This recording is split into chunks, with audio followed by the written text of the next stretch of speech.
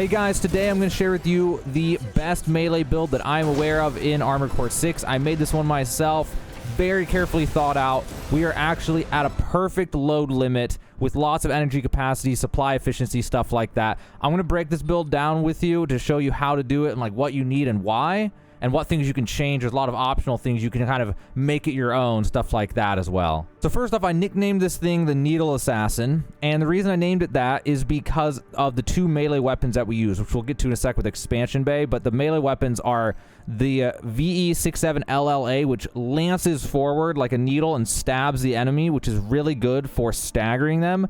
And then we follow up with the Pile Bunker PB033M Ashmead, and this thing literally has a needle on the end, and you just uppercut them with the needle for insane damage. The damage potential of this thing is actually just insane, which you can see right here, where I can do almost 2/3 the health of Cell 240 in one single combo with this combination of melee weapons. So the main thing with those is you just charge up with a laser lance, break the distance, stagger them, and then you have to shotgun them, and then in order to stagger them a lot of times, and then follow up with a charged Ashmead for just asinine damage. Which brings me to the shotgun. So in the right hand, we have the Sweet 16. And the reason I picked this one is because it basically does the most damage, but also does the most impact / stagger damage to them. So it will give you the highest chance of getting a stagger, even if you miss one of the laser lances, because a charged laser lance will go twice. And if it's possible to miss one, then hit the other or something like that. And there's a chance, depending on the enemy, depending on the scenario, to then pop them with the Sweet 16 and suddenly have them staggered, dash towards them, and then hit them with the Ashmead. And that is why the Sweet 16 is extremely important for this build. I highly recommend doing it. It'd be crazy not to have it just for that guarantee. And then what we need on our back units are not normal back units. We got to use the Expansion Bay. So if you don't know about the Expansion Bay, part of the operating system tuning, it is called the Weapon Bay. I mean, not Expansion Bay, the Weapon Bay.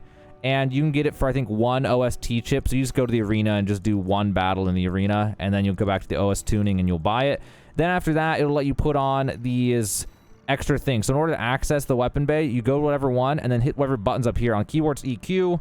On controller, it'll be whatever it shows you contextually there. You have to get on one of these and then press it to go to the right. You'll see these little white dots move up here, and that's how you swap between them. So on the right back unit, this is the one optional thing. Now, right now I have the laser rifle, and we'll talk about this in a sec, but I'm running the laser rifle right here.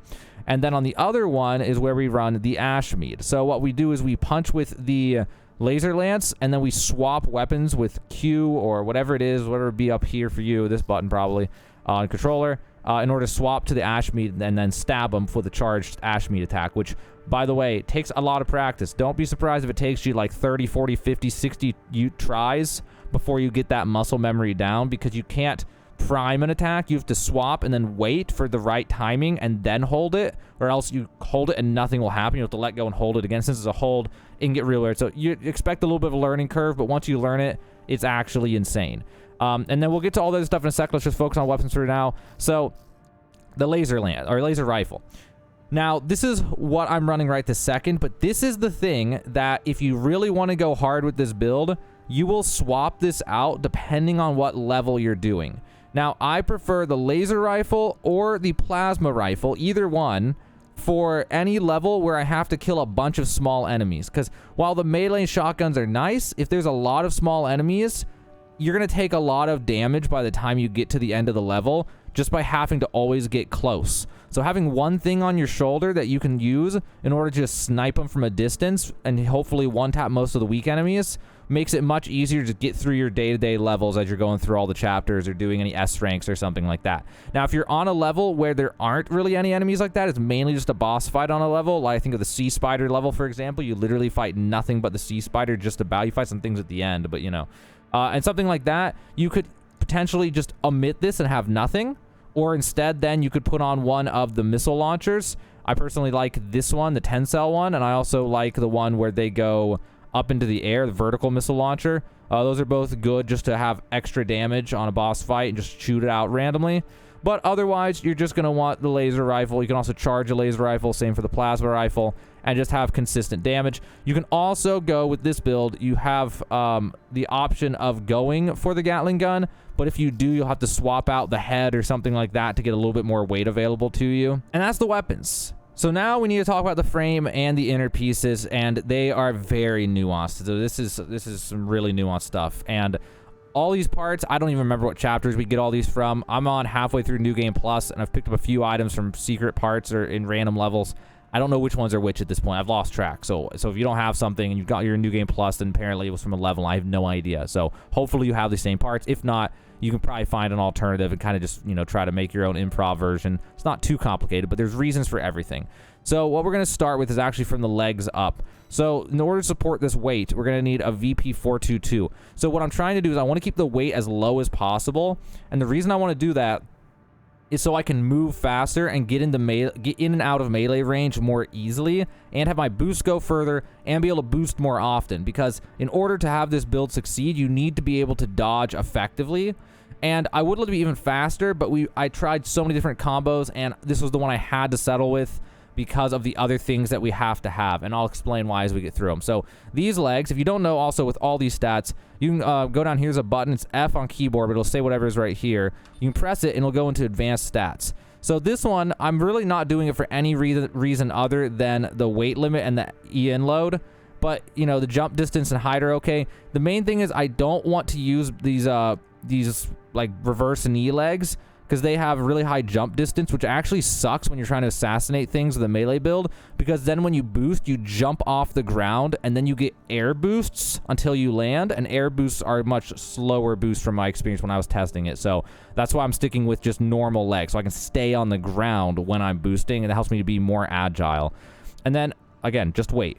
So now we got to get to the arms. Now, the arms are extremely important. If you didn't know this, arms affect melee damage. So the best arms in the game, unless there's one in a level somewhere that I haven't picked up, the best ones in the game you can buy from the store. I don't know when it was unlocked, but it was unlocked some point by New Game Plus, halfway through New Game Plus. And that is the AAJ123 Basho, or Basho. I don't know how it's pronounced.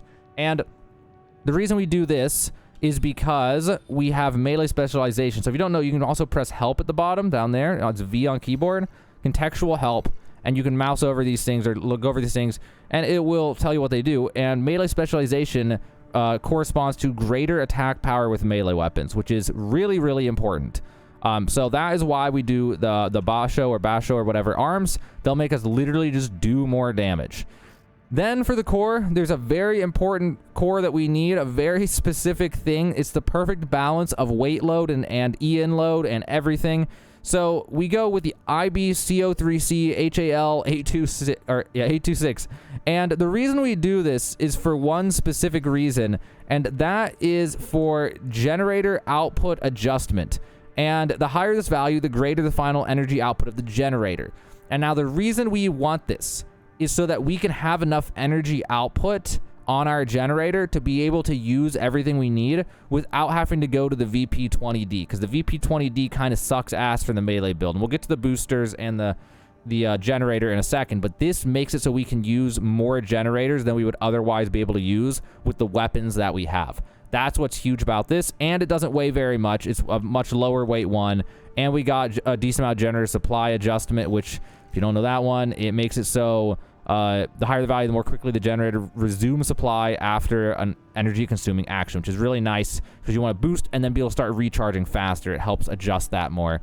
Other than that, it doesn't have a lot of stability or anything, but it's got okay defense. It's mainly just that generator output adjustment.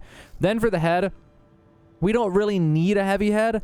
I just put this head on because with the build that I have, I had this little bit of weight limit available that allowed me to put a better head on.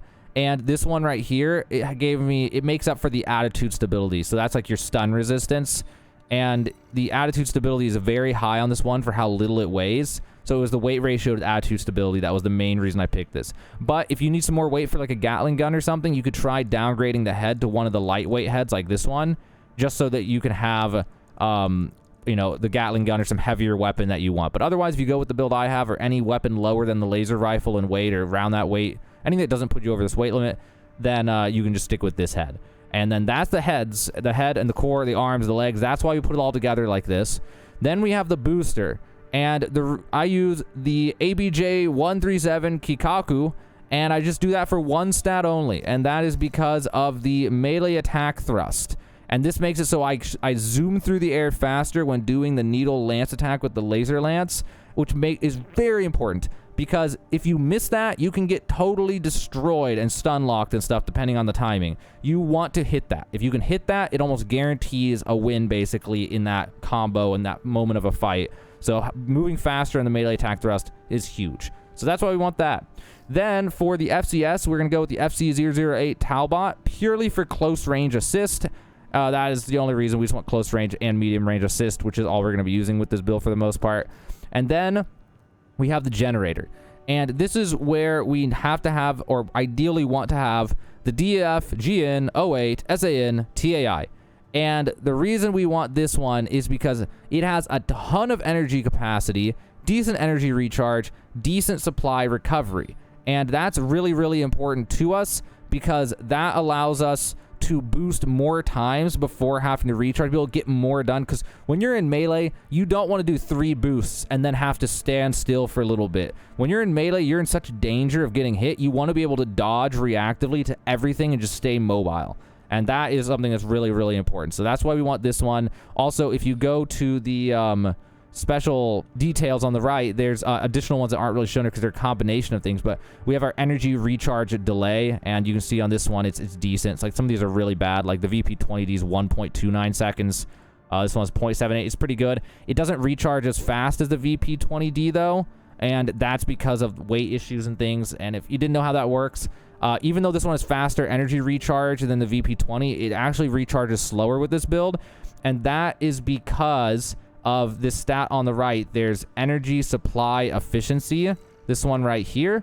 And what happens is the more energy output that you have than energy load makes it so that you have more energy supply efficiency. So if you're running your total end load, if you're running this thing right up to the energy output, like so you have no wiggle room at all, that will negatively affect your energy supply efficiency and make you recharge your battery slower. So that is another reason I got that chest. I wanted to have a little bit of leeway between these two things, so that way this value will be 4,000, and that makes a huge difference. If you go with a weaker chest, this value will be like 2,000 or less, and you will recharge your battery so slow that it's like a death sentence if you're out of battery at the wrong time. So that combos well. You have a lot of capacity, and you still recharge decently effectively with melee, and that is overall everything with this build. We have the expansion. I just go with pulse armor. The assault armor is way too slow, and this one's too inconsistent for me. I just like doing pulse armor because then I can... and I haven't gotten the other expansion slot, so you need more than... You want to upgrade this to level 2 and have multiple uses of it during a mission, but when the time's right, you want to use it and then go in and then just try to get that laser lance and ignore the damage, and it can really make it easy to get one of your combos for free, basically. So that helps, sustainability and survivability, basically, while trying to get the enemy defeated. So that is everything in this build. That's like everything I can think to tell you about this. Really, once you have this build, if you copy all these pieces, the only thing you're ever going to change out is going to be this thing on the right back unit, and that's going to be whatever you want. Now, there are a few more options with this. There's also the pulse shield launcher, by the way. If you want to go full melee only, you can use this and throw out pulse shields and fight inside of them, potentially, and that will protect you from some ranged fire while you're trying to land a melee hit on someone or something like that. Or you can just go with the laser cannon as well, although you'd have to change some things, but that'd be another option other than the ones I previously talked about. And another one also, if you want to go all melee, is you go laser orbit, and this one's just do extra damage while you're just playing anyway. You just activate this thing while you're doing everything else that you're doing in melee, and it'll shoot random lasers at the enemy while you're doing your combos on them and stuff, and you'll just get more damage without having to think about it. That's also a good option if you want to do that one as well. All right, that's everything with the build. Now let's really quick take a look at the paint job, and this is going to be something I'll just go real quick on. I just did this for everything, so what I did was have it so the main is black, the vice is red, other is black, and then all 3 of these on every single one was a preset. It was this preset right down here. So if you want to do that, you can just do that for all of them, and then you can also adjust, the weathering any way you want. You could just have it be, clean or something like that. And I'm actually going to change mine to clean. You know what? I'm going to see what it looks like clean. I think I actually prefer the clean look. Maybe we'll go with the clean look. But yeah, so that's it. If you want it to look like mine, but obviously you don't have to make it look like mine. It's whatever. All right, now with that out of the way, that's the build. That's everything you need to know about the build.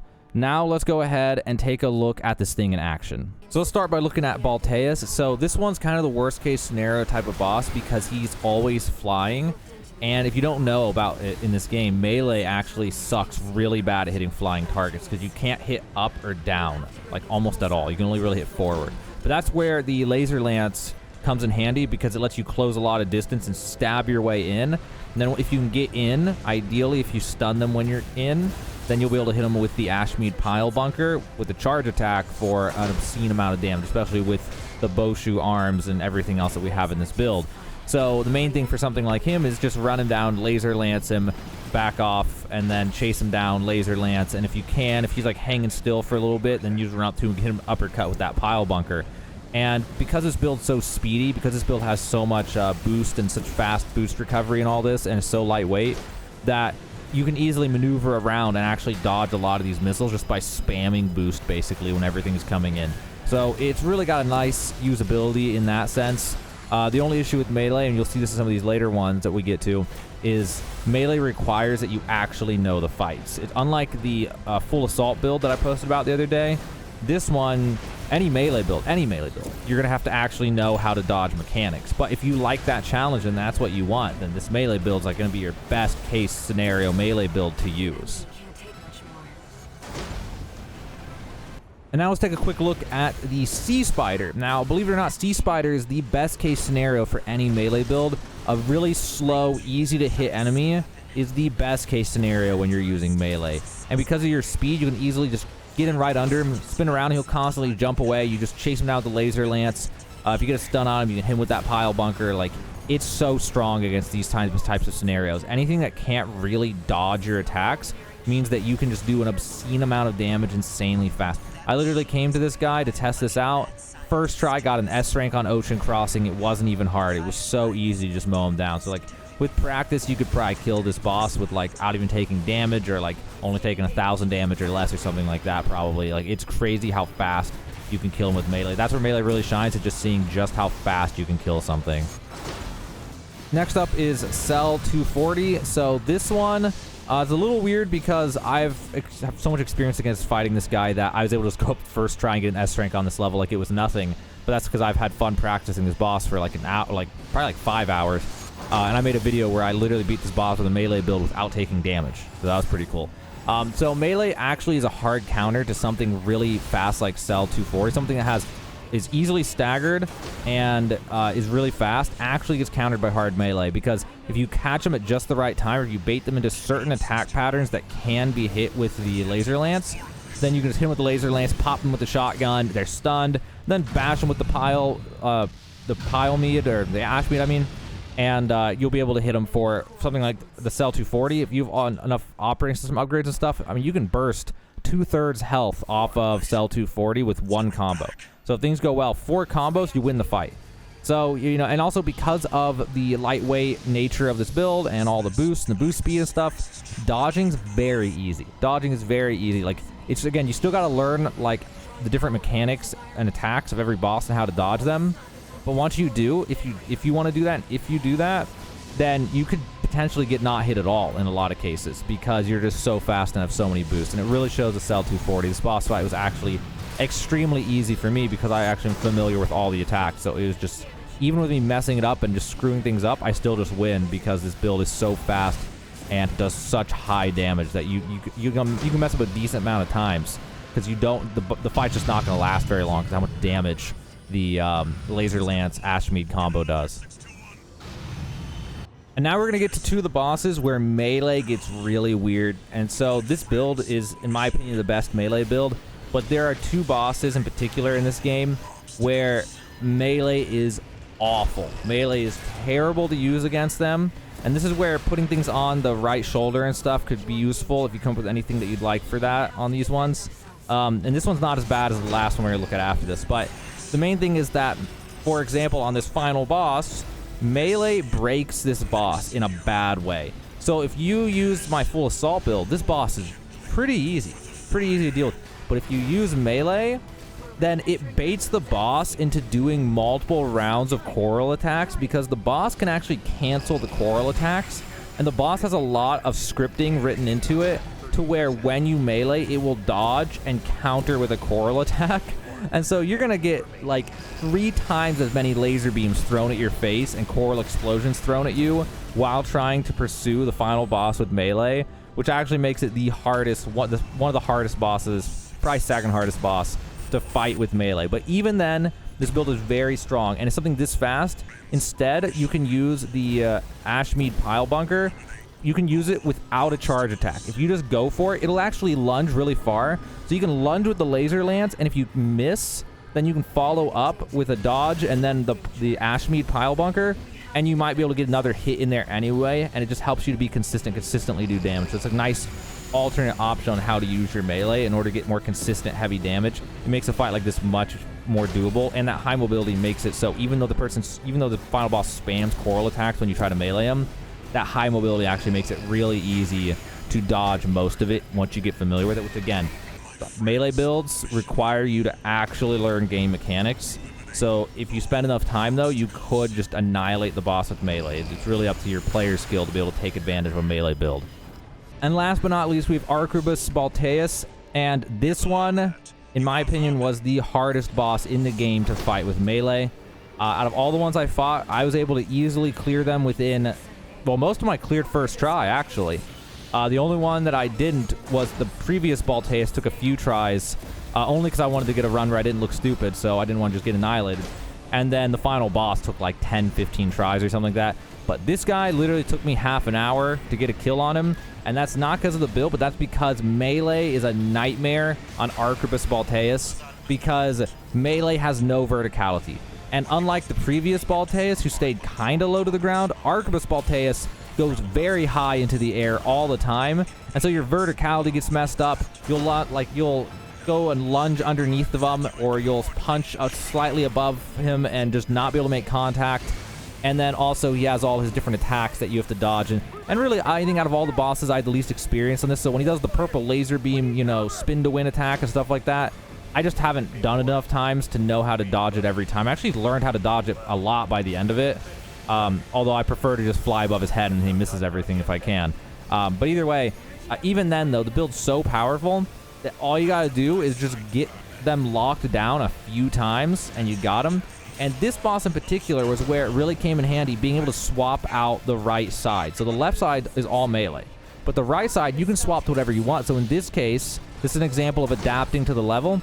And I replaced the shotgun with a pulse rifle, or pulse gun, whatever. And on the shoulder, I put a pulse gun, so I could shoot one till it overheats, then swap to the other to shoot it till it overheats. And that combo makes something like Arquebus Balteus way, way easier. If you only do it with melee, melee does not do a lot of damage to shields. So being able to use 2 different pulse cannons on the other side makes up for it a lot. So that's a perfect example of what I meant about those right side ones, where in this melee build, the right side is your supportive side, and you can adapt that to the level.